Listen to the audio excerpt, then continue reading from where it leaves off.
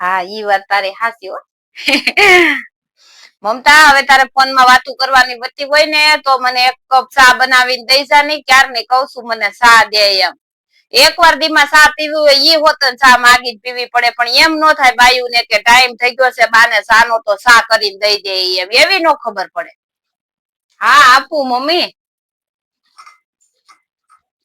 લ્યો મમ્મી સા.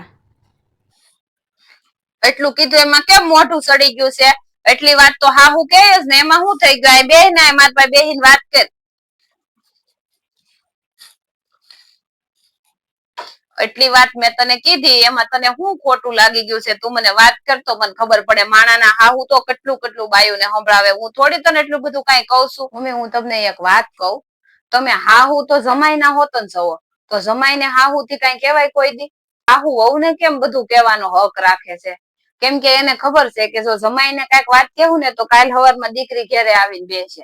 એટલે જમાઈ ને કઈ નથી કેવાતું પણ હાહુ વહુ ને બધું કે છે. પણ છે ને હાહુ ને સમજવું જોઈએ કે જમાઈ તો એની એક દીકરીને જ હાસવતો હોય અને વહુ તો એનું આખું ઘર હાસવતી હોય. તો એને છે ને વહુ ને બધી વાતમાં ટોક ટોક ન કરાય. મમ્મી હું છે ને ખોટું નથી કેતી પણ આ વાત વિચારવા જેવી તો ખરી હો. હા બટા આ વાત તારી હાચી છે હો બધા એ વિચારવું તો જોઈએ આ વાત ઉપર.